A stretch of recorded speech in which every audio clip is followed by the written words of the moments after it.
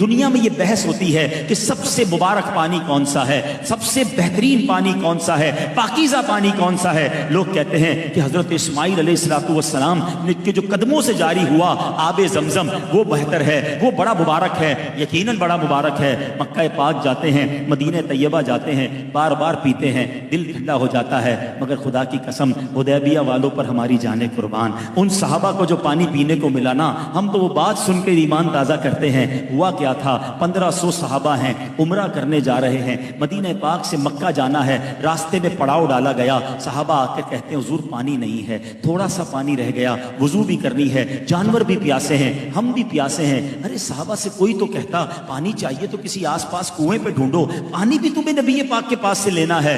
سب کا عقیدہ تھا نہیں سنتا ہی نہیں، مانگنے والا تیرا۔ نبی پاک نے فرمایا ایسا کرو جتنا پانی ہے سب جمع کرو۔ سارے صحابہ نے مل کر جمع کیا۔ روایت کے الفاظ ہیں ایک برتن بھی پورا نہیں بھرا، یعنی سب نے اپنی چھاگل اپنے تھرموس کہہ لیں سب ڈالے، اتنے سارے صحابہ سے ملا کر بھی اتنا پانی نہیں تھا کہ ایک پورا برتن بھرتا۔ اللہ کے حبیب علیہ السلام نے کیا کیا، ہم نے بڑے واقعات سنے ہیں کہ حضرت موسیٰ نے اپنا عصا مارا تھا، 12 چشمے زمین سے جاری ہوئے۔ جناب زمین سے پانی نکلنا عقل میں آتا ہے، آج بھی بورنگ کرو تو پانی نکل آتا ہے، پہاڑوں سے چشمے جاری ہوتے ہم نے بھی دیکھے، پتھروں سے آبشار ہم نے بھی دیکھے ہیں، مگر میرے آقا کی شان نرالی ہے۔ آقا نے کوئی عصا اٹھا کر زمین پر نہیں مارا، ٹھوکر کسی پہاڑ پر نہیں ماری، اللہ کے حبیب نے اپنا مبارک ہاتھ جو ہے اس پیالے میں رکھ دیا۔ صحابہ کہتے ہیں اپنی آنکھوں سے دیکھا، 5 انگلیوں سے فوارے جاری ہو گئے، ایسا پانی جاری ہوا۔ ٹرائی ٹو انڈرسٹینڈ، آج شاید 200-300 لوگوں کی دعوت ہے، عبد الاحد سے پوچھو کتنا پانی رکھا ہے،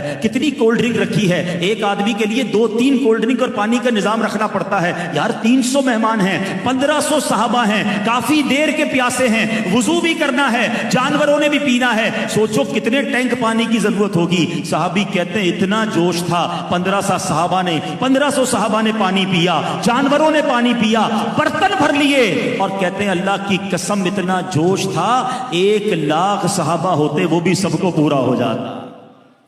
اب میرے آقا ایسا معجزہ دکھائیں تو بریلی کے تاجدار کا قلم کیسے خاموش رہے۔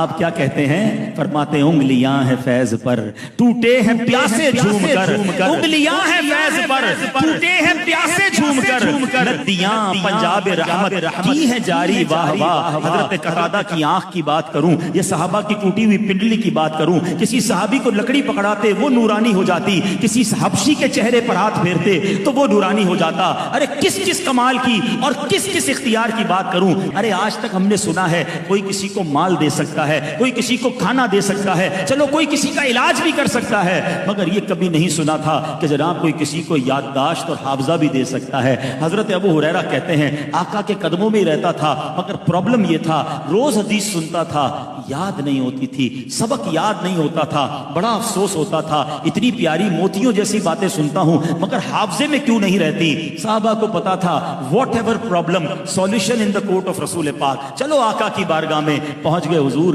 مجھے کچھ یاد نہیں رہتا، حضور مجھے میرا حافظہ بڑا کمزور ہے۔ اب ذرا حدیث کے الفاظ سنیے گا، آقا نے کہا ابو ہریرہ اپنا دامن پھیلاؤ، اپنی چادر پھیلاؤ۔ کہتے میں نے آقا کی بارگاہ میں چادر پھیلائی، نبی پاک نے ان سین، ہاتھ میں کچھ نظر نہیں آ رہا تھا مگر آقا علیہ السلام نے اپنی مٹھی میری چادر میں کھول دی، فرمایا ابو ہریرہ اس چادر کو سینے پہ لگا لو۔ ہم جیسا کوئی مطلبی آدمی دنیاوی آدمی ہوتا تو کہتا حضرت کچھ ڈالے تو صحیح، نظر تو کچھ نہیں آ رہا، کہہ رہے لے جاؤ، میں نے تو اتنی محبت سے آپ کے پاس دور سے آیا تھا۔ صحابی کا عقیدہ دیکھو، کہتے میں نے چادر سینے سے لگا لی، وہ دن تھا اور آج کا دن ہے، آقا جو فرماتے مجھے یاد ہو جاتا ہے۔